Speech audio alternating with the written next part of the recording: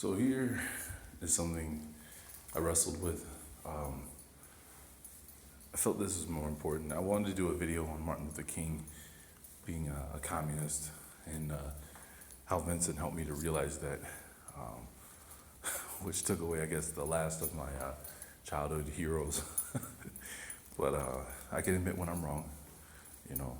And but it was that, and it was some of the stuff on the Carpathians. But I'll just tell you because some of the I didn't know how to put it together where it would seem like a good argument. And I was watching the episode of The Librarian, which I get it. All right, I get it. It's a Freemason show, glorifying the Freemasons about how great they are and how they're the keepers of all secrets and knowledge for the purpose of protecting humanity. Because if they didn't, all these dark occult and groups would use the power, to corrupt. So I get it. I'm not giving it any kind of appraisal, or recommendation to our people. But as I was watching it, they brought up something that I've already looked into before. It was the Carpathian Mountains. In this certain episode, they were digging there to find the remains of Dracula. So, my interest in the Carpathian Mountains was rekindled, right? So I started searching for it. Stuff from there, nothing interesting. I guess that's really why I didn't do a video. Was, like there was a mountain ranges that are from an airplane. Looks like they're a dragon that are laying down. Was it the mud flood theories, right? Giants laying down, so mountain ranges look like them, whatnot. And there was other articles. They believe they found the remains of mummified dragons in the Carpathian Mountains and caves, but everything looks like it was just like none of the articles I could bring to you guys, and it was legit. Like everyone was just saying that these are either models or they were, or so on. It just wasn't strong enough to hold evidence. If you want to tell other people, well, the dragons' remains are real, I guess is what I'm trying to say. But as I was looking into that, I remembered that Lexwell taught us about the head, I believe it was of the Sphinx that was there in the mountains of Romania. So it piqued me into looking into the history of Romania. And when I ran across this, I was angry, I was irritated, and I felt like our people had been played in some degree. And in no means of our own.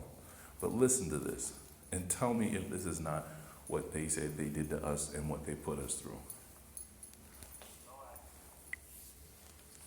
Slavery, Romanian, Robi, existed on the territory of present-day Romania from before the founding of the principalities of Wallachia and Moldavia in 13th-14th century, until it was abolished in stages during the 1840s and 1850s, and also until 1783, in Transylvania and Bukovina, parts of the Habsburg monarchy. Most of the slaves were of Roma Gypsy ethnicity. Particularly in Moldavia, there were also slaves of Tatar ethnicity, probably prisoners captured from the wars with the Nogai and Crimean Tatars. The slaves were owned by the boyars, the Christian Orthodox monasteries, or the state. Initially, they were used only as smiths, gold panners, and as agricultural workers, but when the principalities became more urbanized, increasingly more of them were used as domestic workers. The abolition of slavery was carried out following a campaign by young revolutionaries who embraced the liberal ideas of the Enlightenment. Notable among them was Mihail Kogălniceanu, who drafted the legislation related to the abolition of slavery in Moldavia. In 1843, the Wallachian state freed the slaves it owned, and by 1856, in both principalities, all the categories of slaves had been freed. Following the abolition, there were attempts, both of the state and private initiatives, to sedentize the nomads and to integrate the Roma people into the Romanian society, but they had a rather limited success.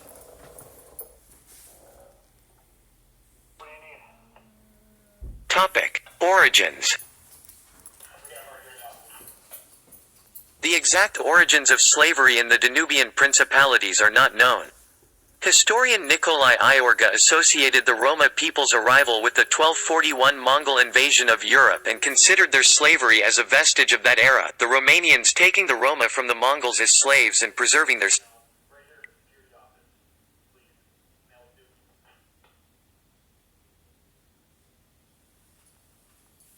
status. Other historians consider that they were enslaved while captured during the battles with the Tatars. The practice of enslaving prisoners may also have been taken from the Mongols. The ethnic identity of the Tatar slaves is unknown. They could have been captured Tatars of the Golden Horde, Cumans, or the slaves of Tatars and Cumans. While it is possible that some Romani people were slaves or auxiliary troops of the Mongols or Tatars, the bulk of them came from south of the Danube at the end of the 14th century, sometime after the foundation of Wallachia. By then, the institution of slavery was already established in Moldavia and possibly in both principalities, but the arrival of the Roma made slavery a widespread practice. The Tatar slaves, smaller in numbers, were eventually merged into the Roma population. Slavery was a common practice in Eastern Europe at the time. See slavery in medieval Europe. Non-Christians in particular were taken as slaves in Christian Europe. In the Kingdom of Hungary, Saracens, Muslims, and Jewish Khazars were held as slaves until they were forced to convert to Christianity in the 13th century. Russians enslaved the prisoners captured from the Tatars, see Kholop, but their status eventually merged with the one of the serfs. There is some debate over whether the Romani people came to Wallachia and Moldavia as free men or as slaves. In the Byzantine Empire, they were slaves of the state, and it seems the situation was the same in Bulgaria and Serbia until their social organization was destroyed by the Ottoman conquest, which would suggest that they came as slaves who had a change of ownership. The alternate explanation, proposed by Romanian scholar P.P. Panaitescu, was that following the Crusades, an important east-west trade route passed through the Romanian states and the local feudal lords enslaved the Roma for economic gain for lack of other craftsmen. However, this theory is undermined by the fact that slavery was present before the trade route gained importance. A legend tells that the Roma came to the Romanian principalities at the invitation of Moldavian ruler Alexander the Good, who granted in a 1417 charter, land and air to live, and fire and iron to work. But the earliest reference to it is found in Mihail Kogalniceanu's writings, and no such charter was ever found, and it is generally considered a forgery. Historian Neagu Juvara also supposes that Roma groups came into the two countries as free individuals and were enslaved by the hospodars and the landowning boyar elite. The very first document attesting the presence of Roma people in Wallachia dates back to 1385, and refers to the group as Atagani, from Athaganoi, a Greek language word for heretics, and the origin of the Romanian term Tagani, which is synonymous with gypsy. The document, signed by Prince Dan I, assigned 40 sales, hamlets or dwellings, of Atagani to Tismana Monastery, the first of such grants to be recorded. In Moldavia, the institution of slavery was attested to for the first time in a 1470 Moldavian document, through which Moldavian Prince Stefan the Great frees Ona, a Tatar slave who had fled to Jagiellon, Poland. Anthropologist Sam Beck argues that the origins of Roma slavery can be most easily explained in the practice of taking prisoners of war as slaves, a practice with a long history in the region, and that, initially, free and enslaved Roma coexisted on what became Romanian territory. There are some accounts according to which some of the Roma slaves had been captured during wars. For instance, in 1445, Vlad Dracul took by force from Bulgaria to Wallachia around 11,000 to 12,000 people, who looked like Egyptians. Presumably Roma. A German-language Moldavian chronicle recorded that, in 1471, when Stephen confronted and defeated a Wallachian force led by Prince Radu cel Frumos at Sochi, he took with him and into slavery 17,000 gypsies. The numbers were most likely exaggerated.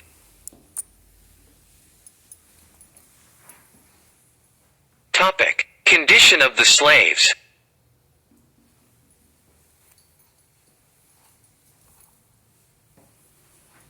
Topic: General characteristics and slave categories. The two countries were for most of their history the only territory in Eastern and Central Europe where Roma slavery was legislated, and the place where this was most extended. As a consequence of this, British sociologist Will Guy describes Romania as a unique case, and one of the four main patterns of development in what concerns the Roma groups of the region, alongside those present in countries that have in the recent past belonged to the Ottomans, Austria-Hungary and the Russian Empire. Traditionally, Roma slaves were divided into three categories. The smallest was owned by the hospodars, and went by the Romanian language name of Tagani Domnesti, gypsies belonging to the Lord. The two other categories comprised Tagani Manastyrsti, gypsies belonging to the monasteries, who were the property of Romanian Orthodox and Greek Orthodox monasteries and Tigani Boiaresti, gypsies belonging to the boyars, who were enslaved by the category of landowners. The status of the Tigani domnesti was better than the one of the slaves held by boyars or the monasteries, and many slaves given by the prince to private owners or to monasteries ran away and joined the communities of the prince's slaves. Each of the slave categories was divided into two groups, vitrasi and laesi. The former was a sedentary category, while the latter was allowed to preserve its nomadism. The laesi category comprised several occupational subgroups, alongside the Calderish calderari or copper workers, lotari, string instrument players, boyash lingarari or spoon makers, and ursari, bear handlers, all of which developed as distinct ethnic subgroups. They comprised the firari, smiths. For a long period of time, the Roma were the only smiths and ironmongers in Wallachia and Moldavia. Among the firari, the more valued were the specialized patkavari, farriers. Women owned by the boyars were often employed as housemaids in service to the boyaresses, and both them and some of the enslaved men could be assigned administrative tasks within the manor. From early on in the history of slavery in Romania, many other slaves were made to work in the salt mines. Another category was the orari or rudari, gold miners, who were slaves of the prince who panned for gold during the warm season in the mountain rivers of the Carpathians, while staying in the plains during the winter, carving wooden utensils. The gold miners, through their yield of gold, brought much more income to the treasury than the other types of slaves, and initially they were in large numbers, but as the deposits became exhausted, their number dropped. By 1810, there were only 400 orari panning for gold in Wallachia. During the 14th and 15th centuries, very few slaves were found in the cities. Only since the beginning of the 16th century, monasteries began opening in the cities, and they brought with them the Roma slaves, and soon boyars and even townfolks began to use them for various tasks.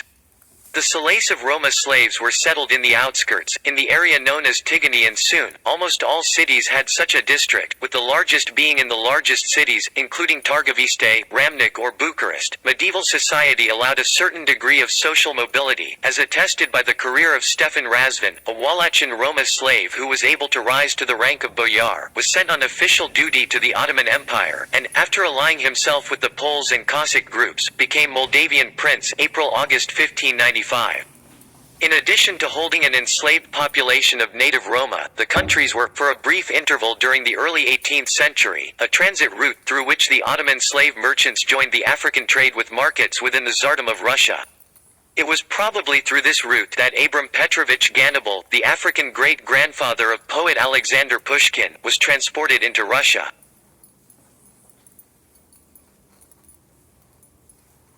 Topic: Status and obligations. The slaves were considered personal property of the master, who was allowed to put them to work, selling them or exchanging them for other goods, and the possessions of the slaves, usually cattle, were also at the discretion of the master. The master was allowed to punish his slaves physically, through beatings or imprisonment, but he or she did not have power of life and death over them, the only obligation of the master being to clothe and feed the slaves who worked at his manor. The usual treatment of slaves, Juvara notes, was demeaning, and it was common for locals to believe that one could not get anything out of the gypsies without using a whip. In 1821, at a... Now you see that? And see the image there of the gypsy being whipped? One couldn't get anything out of the gypsy unless he was being whipped. Now remember this, right? It was Chief Langley. Chief Langley who pointed this out in one of his older videos of the Yuchi Indians of Georgia, right? Points this out, along with many things, like where the East Cherokees decided that all Negroes need to go because they wanted phenotypes, the specific phenotypes to say that we are Cherokee, this is what a Cherokee looks like, right? And it's funny because Arthur Scott Jr. just woke me up to that again. We were talking about how could one king sit on the throne of France, Scotland, and England all at the same time? He's like, it's his bloodline. Who's all in his bloodline makes him qualified, right? And then after some period, they decided we need a specific phenotype look to who the French people are, to tell them apart from the Italians, to tell them apart from the British. You get the picture. The Cherokees, the East Cherokees of South Carolina, were on board with that, right? But he was also going over these court records, which you can look them up, they're still there. I mean, it is unbelievable. They literally hold records still showing that they would bring Indians into court, the police would, that is. And they would bring Indians into court. They brought Negroes into court. They brought Africans into court. They brought Moors into their courts. They brought Egyptians into their courts. And you had to prove with eyewitnesses account or with paperwork that you were who you say you were, or otherwise you were slapped as a Negro and you were up to be sold into slavery or put on a plantation to work off your crimes of being a Negro. There's some in there where it shows Egyptians had to prove that they weren't Negro, that they were Egyptians, and later on, these Egyptians became plantation owners in South Carolina where they grew Egyptian cotton.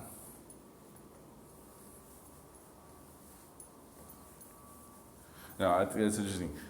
I forget which tribe it was, but there was that comment there that they last made reminded me of a comment they made about a tribe, but it also reminds me about what they say about our people, that, you know, we don't work.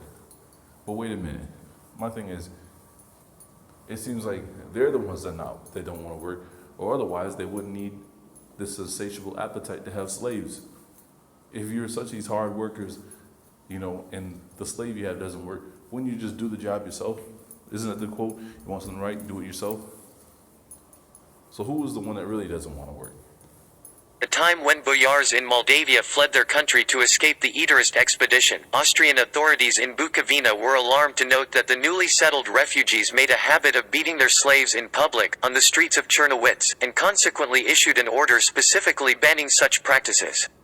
A dispute followed, after which the boyars received permission to carry on with the beatings, as long as they exercised them on private property. See that? You can continue your beatings, but do it on private property. Wait, hold on. Does that mean on the plantation?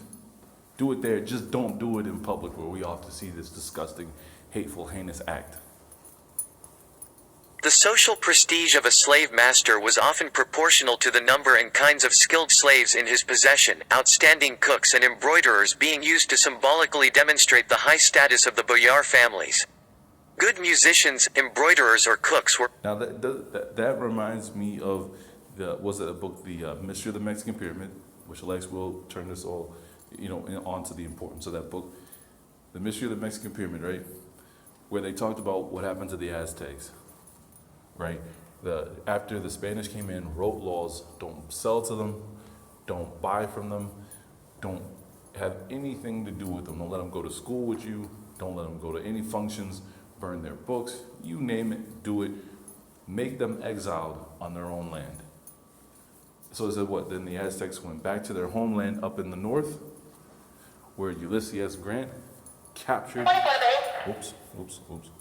them and sold them into slavery to do all of these things that were listed here, right? Build a railroad, build infrastructures. That's mansions, that's churches. So they were skilled labor, right? They needed these slaves for skilled laborers because they couldn't do it themselves. I wonder why. Arthur tells me this story about, I believe his uncle told him about how, his people used to build mansions, big, beautiful homes. But the whites would move in and they couldn't build. They would build, those wooden log cabins you see. They couldn't build the same thing. So they would come and they would steal their stuff and burn down their mansions. So eventually their people, just so they would get them to stop, would build homes that looked crummier and crappier than what they actually were skilled to build, so the whites would quit doing this to them.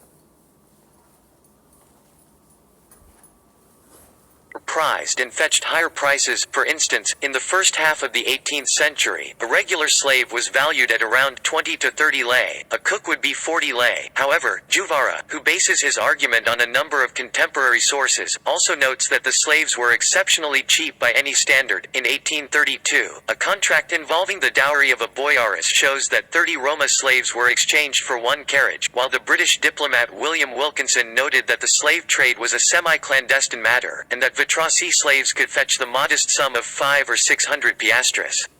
According to Juvara's estimate, laicesi could be worth only half the sum attested by Wilkinson. In the principalities, the slaves were governed by common law.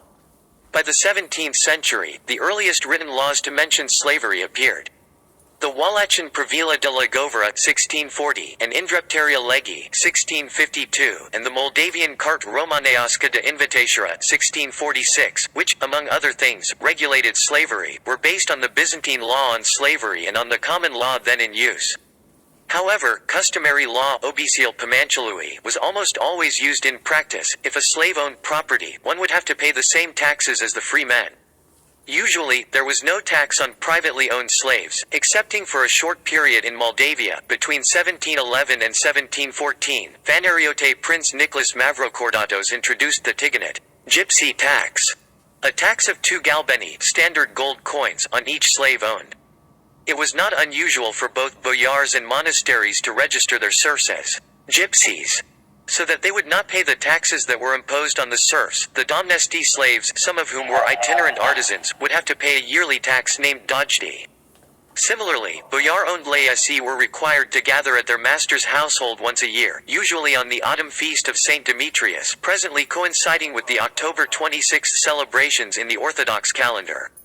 On the occasion, each individual over the age of 15 was required to pay a sum of between 30 and 40 piastres. A slave owner had the power to free his slaves for good service, either during his lifetime or in his will, but these cases were rather rare. The other way around also happened. Free Roma sold themselves to monasteries or boyars in order to make a living.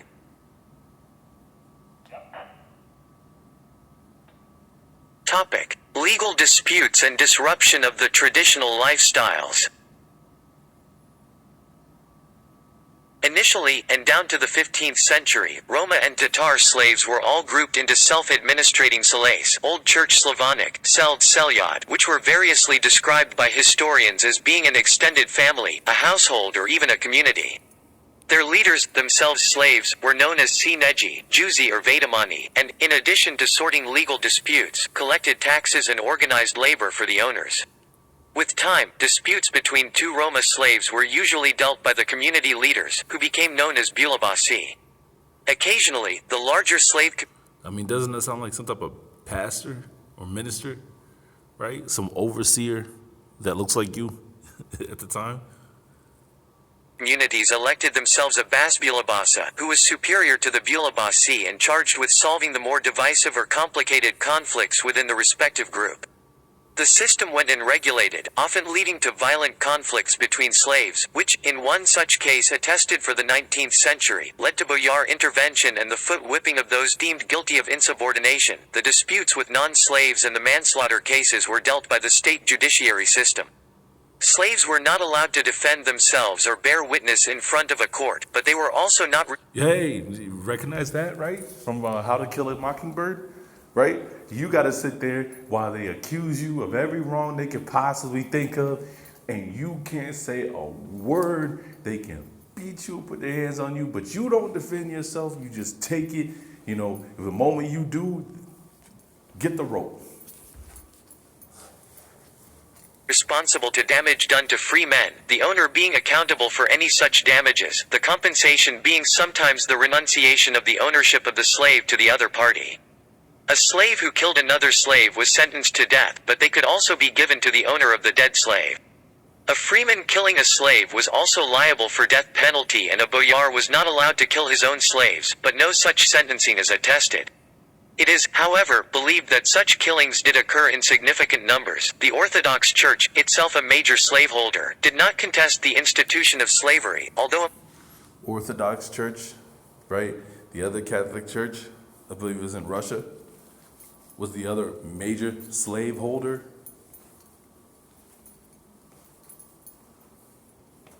Among the early advocates of the abolition was Euphrosyne Pateka, a priest. Occasionally, members of the church hierarchy intervened to limit abuse against slaves it did not own. Wallachian Metropolitan Dosite demanded from Prince Constantine Ypsilantis to discourage his servants from harassing a young Roma girl named Domnita. The young woman was referred to as one of the Domnesti slaves, although she had been freed by that moment. Like many of the serfs in the two principalities, slaves were prone to escape from the estates and seek a better life on other domains or abroad, which made boyars organize search parties and make efforts to have them return. Fugitive slaves would settle abroad in Hungary, Poland, lands of the Cossacks, the Ottoman Empire, Serbia, or from Moldavia to Wallachia and the other way around. The administrations of the two states supported the search and return of fugitive slaves to their masters. Occasionally, the hospodars organized expeditions abroad in order to find runaways, or through diplomacy, they appealed to the rulers of the lands where the runaways settled. For instance, in 1570, Logofat Dragan was I mean, that almost sounds like fleeing to the far west, right?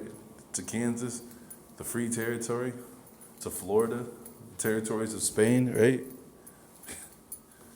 sent by Bogdan IV of Moldavia to the King of Poland to ask for the return of 13 selace of slaves. In the 16th century, the duties of collecting wartime tithes and of retrieving runaways were performed by a category called globnici, many of whom were also slaves.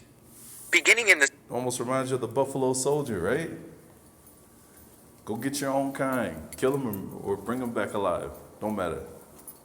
17th century, much of the Kalderish population left the region to settle south into the Balkans, and later also moved into other regions of Europe. A small section of the native Roma population managed to evade the system either by not having been originally enslaved as a group, or by regrouping runaway slaves. They lived in isolation on the margin of society, and tended to settle in places where access was a problem. They were known to locals as netoti, lit, incomplete ones. A dismissive term generally used. Ain't that what they trying to tell you with you being black and Negro? That they're superior and you're they're superior and you're inferior to them? That there's something wrong with you, that you came from animals and all that other. I mean, come on, it's the same thing, all of this. To designate people with mental disorders or who display poor judgment. Around 1830, they became the target of regular manhunts, those captured being turned into Tagani Domnesti. A particular problem regarded the Vitrasi, whose lifestyle was heavily disrupted by forced settlement and the requirement that they perform menial labor. Traditionally, this category made efforts to avoid agricultural work in service of their masters.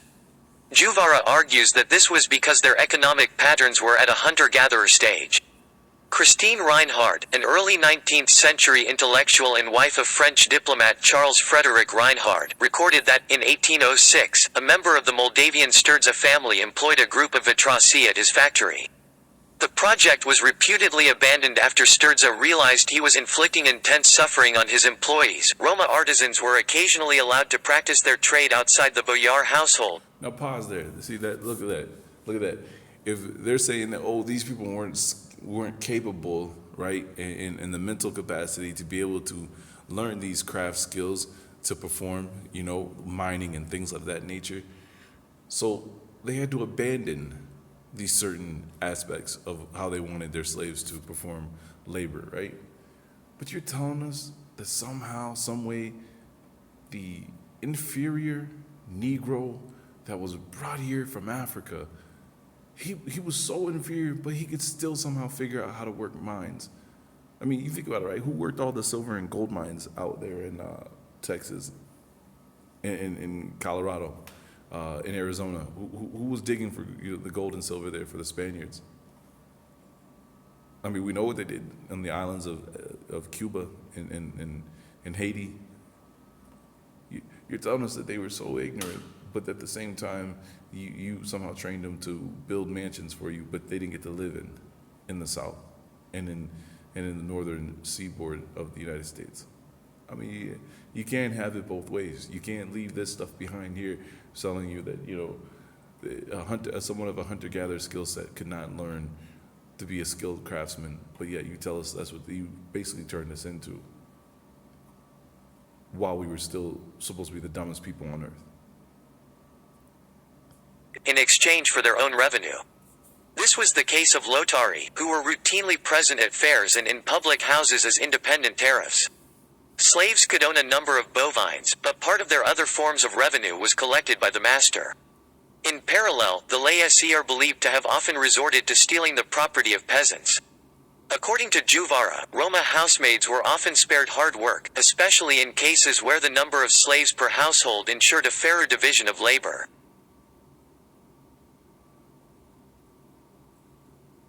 Topic: Marriage regulations. Marriage between two slaves was only allowed with the approval of the two owners, usually through a financial agreement which resulted in the selling of one slave to the other owner or through an exchange. Heard that before, right? When no agreement was reached, the couple was split and the children resulting from the marriage were divided between the two slaveholders. Slave owners kept strict records of their laicci slaves, and, according to Juvara, were particularly anxious because the parents of slave children could sell their offspring to other masters. The slave owners separated Roma couples when selling one of the spouses. Where have we heard that before, right? I mean, doesn't that remind you of Richmond, Virginia? And what was really going on when they had those so-called slave auctions with the mother, the women, the father, and their children? Come on. What if we find out that, the Negro here in America had every right to sell his child to a different slave owner so they didn't have to work for the same master, just like they had there in Romania. And this is why they wanted to separate and sell you to different people. It all reminds you of Deuteronomy 28. Too. Practice was banned by Constantine Mavrocordatos in 1763 and discouraged by the Orthodox Church, which decreed in 1766 that, although they are called gypsies, i.e. slaves, the Lord created them and it is indecent to separate them like cattle. Nevertheless, splitting married spouses was still common in the 19th century. Marriage between a free person and a slave was initially possible only by the free person becoming a slave, although later on, it was possible for a free person to keep one's social status and that the children resulting from the marriage to be free people. During several periods in history, this kind of intercourse was explicitly forbidden. In Moldavia, in 1774, Prince Alexander Marusis banned marriages between free people and slaves. A similar chrysobol was decreed by Alexandru Mavrocordat Ferraris in 1785, which not only banned such marriages, but invalidated any such existing marriage. In Wallachia, Alexander Ypsilantis (1774–1782) banned mixed marriages in his law code, but the children resulting from such marriages were to be born free. In 1804, Constantine Ypsilantis ordered the forceful divorce of one such couple, and issued an order to have priests sealing this type of unions to be punished by their superiors. Marital relations between Roma people and the majority ethnic Romanian population were rare, due to the difference in status and, as Juvara notes, to an emerging form of racial prejudice.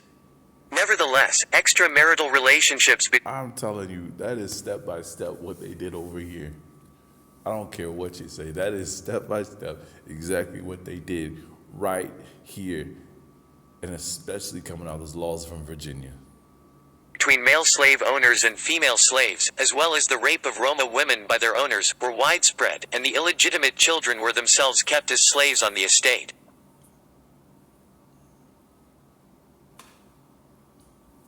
Topic: Transylvania, Bukovina and Bessarabia. The slavery of the Roma in bordering Transylvania was found especially in the fiefs and areas under the influence of Wallachia and Moldavia, these areas keeping their practice of slavery even after they were no longer under Wallachian or Moldavian possession. The earliest record of Roma in Transylvania is from around 1400, when a boyar was recorded of owning 17 dwellings of Roma in Figueras, an area belonged to Wallachia at the time.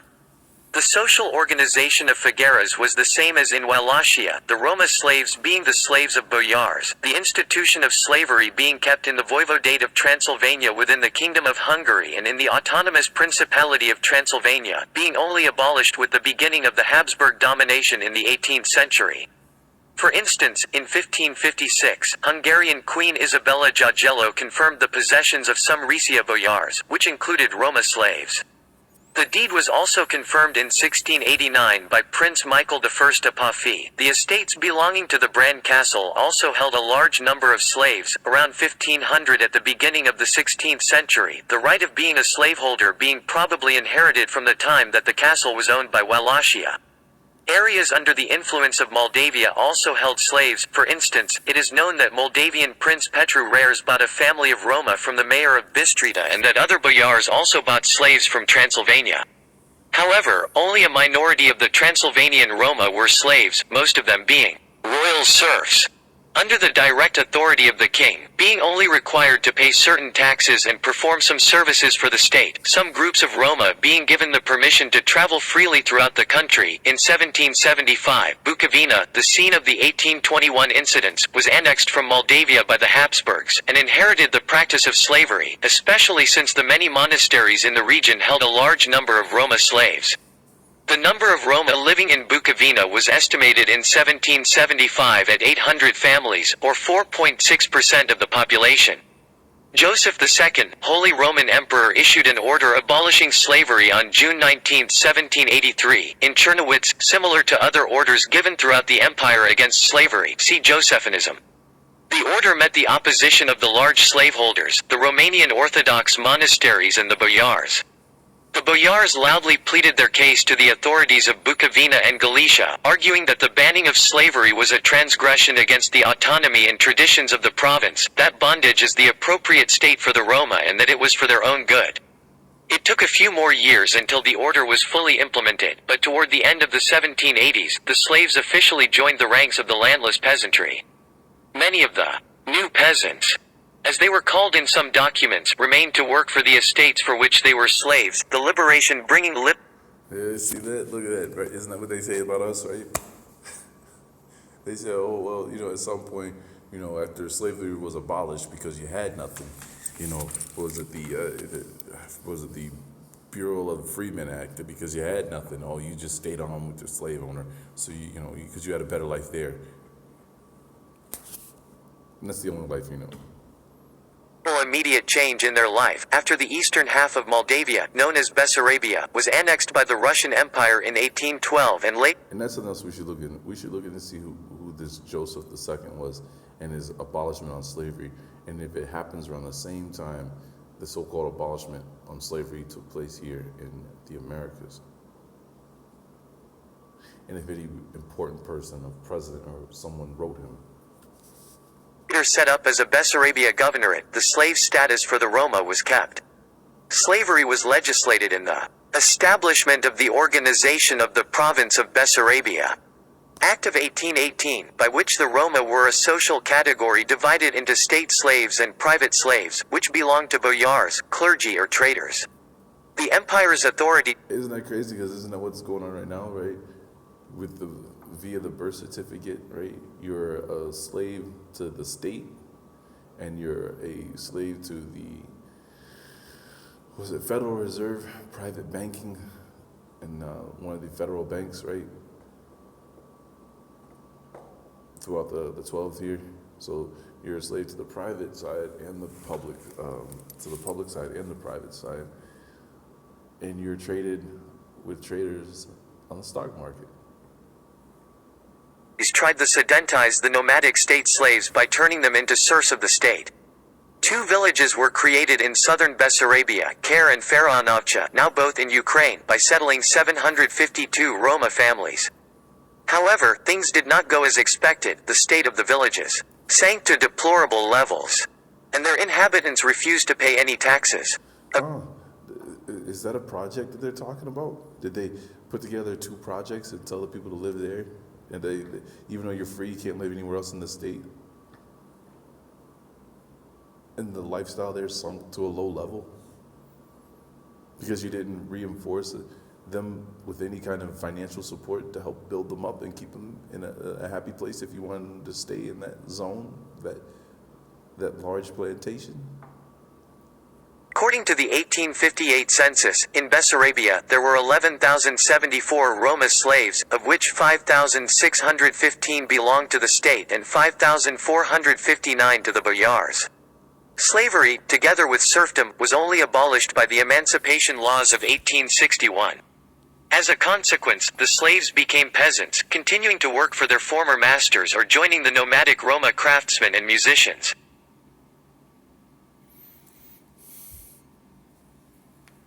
Topic: Estimates for the slave population. The Roma slaves were not included in the tax censuses, and as such, there are no reliable statistics about them, the exception being the slaves owned by the state. Nevertheless, there were several 19th-century estimates. According to Juvara, the estimates for the slave population tended to gravitate around 150,000 to 200,000 persons, which he notes was equivalent to 10% of the two countries' population. At the time of the abolition of slavery, Isn't that interesting? Because what they say, we only make up 13% of this place's population, right? in the two principalities there were between 200,000 and 250,000 Roma, representing 7% of the total population.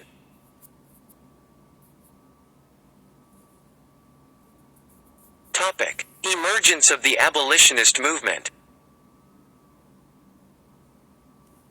The moral and social problems posed by Roma slavery were first acknowledged during the Age of Enlightenment, firstly by Western European visitors to the two countries. According to Romanian Juvara, there is no foreign visitor not to have been horrified by the sight of gypsies in the principalities. The evolution of Romanian society and the abolition of serfdom had no effect on the Roma, who, in the 19th century, were subject to the same conditions they endured for centuries. It was only when the Fanariote regime was changed, soon after 1821, that Romanian society began to modernize itself and various reforms were implemented, see Regulamentul Organic. However, the slavery of the Roma was not considered a priority and it was ignored by most reformers. Nevertheless, the administration in the Danubian principalities did try to change the status of the state Romas by attempting the sedentarization of the nomads.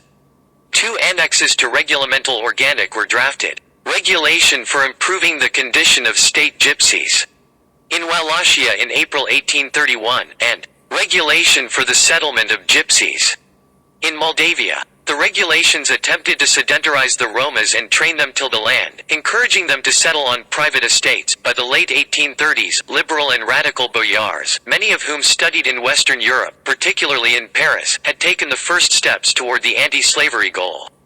During that period, Ion Campineanu, like the landowning brothers Nicolae and Stefan Golescu, emancipated all his slave retinue, while Boyar Emanuel Balasianu freed his slaves and organized for them the Scaeni Phalanstery, an utopian socialist community. In 1836, Wallachian Prince Alexandru II Ghica freed 4,000 domnesti slaves and had a group of landowners sign them up as paid workforce, while instigating a policy through which the state purchased privately owned slaves and set them free. The emancipation of slaves owned by the state and Romanian Orthodox and Greek Orthodox monasteries was mentioned in the program of the 1839 Confederative Conspiracy of Leonte Radu in Moldavia, giving them equal rights with the Romanians. In Wallachia, a memorandum written by Mitica Filipescu proposed to put an end to slavery by allowing the slaves to buy their own freedom. The 1848 generation, which studied in Western Europe, particularly in Paris, returned to their countries with progressive views and a wish to modernize them, following the West as an example. Slavery had been abolished in most of the civilized world, and, as such, the liberal Romanian intelligentsia viewed its slavery as a barbaric practice, with a feeling of shame. In 1837, Mihail Kogălniceanu published a book on the Roma people, in which he expressed the hope that it will serve the abolitionists. During the 1840s, the intellectuals began a campaign aimed at convincing the slaveholders to free their slaves. The Wallachian Caesar Boliac published in his Foaie pentru Mint, Anima si Literatura, an appeal to intellectuals to support the cause of the abolitionist movement. From just a few voices advocating abolitionism in the 1830s, in the 1840s, it became a subject of great debate in Romanian society.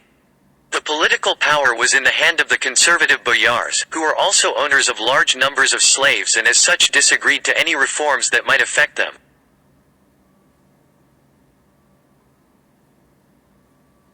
Topic: Laws on abolition.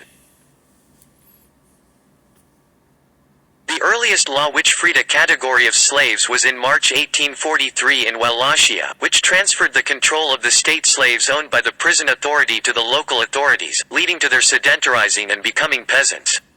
A year later, in 1844, Moldavian Prince Mihail Sturza proposed a law on the freeing of slaves owned by the church and state.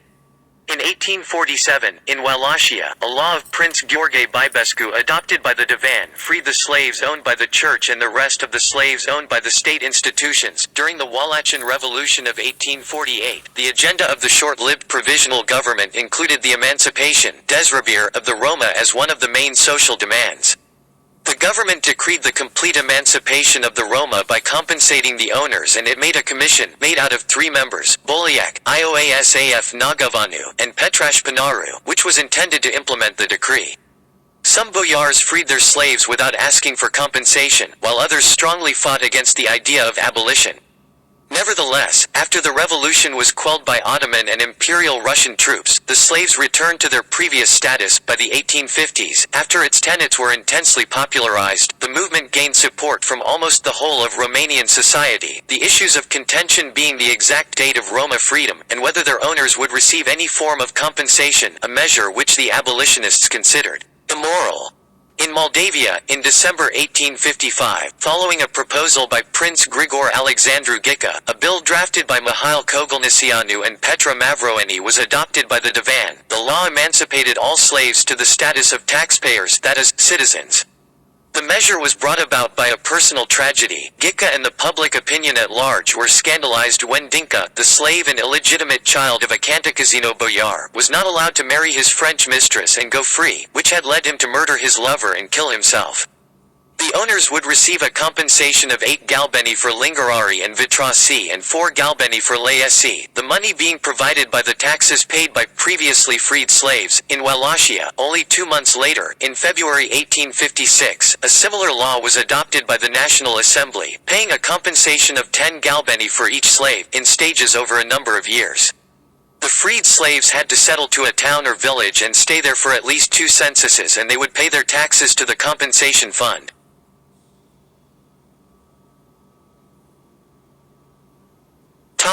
The condition of the Roma after the abolition. The Romanian abolitionists debated on the future of the former slaves both before and after the laws were passed. This issue became interconnected with the peasantry issue, an important goal of the being eliminating the corvée and turning bondsmen into small landowners. The Ursari, nomadic bear handlers, were the most reticent to the idea of settling down because they saw settling down as becoming slaves again on the owner of the land where they settled. The abolitionists themselves saw turning the former slaves into bondsmen as not something desirable, as they were bound to become dependent again. Nevertheless, the dispute ended after the Romanian principalities adopted a liberal capitalist property legislation, the corvée being eliminated and the land being divided between the former boyars and the peasants. Many abolitionists supported the assimilation of the Roma in the Romanian nation, Cogălnicianu noting that there were settled Roma slaves who abandoned their customs and language and they could not be told apart from the Romanians. Among the social engineering techniques proposed for assimilation were the Roma to be scattered across Romanian villages within the village and not on the fringes, encouraging interethnical marriages, banning the usage of Romani language and the usage of compulsory education for their children.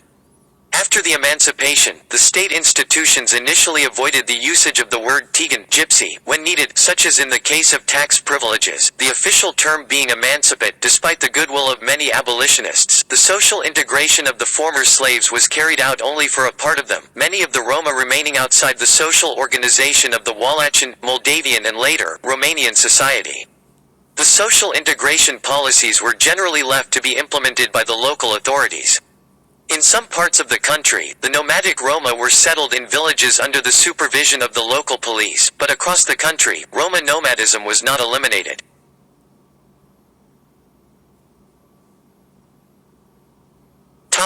Legacy. Support for the abolitionists was reflected in Romanian literature of the mid-19th century. The issue of the Roma slavery became a theme in the literary works of various liberal and romantic intellectuals, many of whom were active in the abolitionist camp. Cezar Boliac published poems such as Fata de Boier și Fata de Tigan. The Boyar's Daughter and the Gypsy Daughter. 1843, Tiganul Vandit, sold Gypsy. 1843, O Taganka Cu Prunkil Sau La Statua Libertatii. A gypsy woman with her baby at the Statue of Liberty. 1848, Ion Heliad Radulescu wrote a short story named Jupan Ion, roughly, Master John. From the Romanian language version of Zupan, 1844, Vasile Alexandri also wrote a short story, Istoria Anui Galban, History of a Gold Coin. 1844, while Gheorghe Isaci wrote a play called Tagani, The Gypsies. 1856, and V.A. Eurichia the novel Coliba Mariusai, Mariuka's Cabin.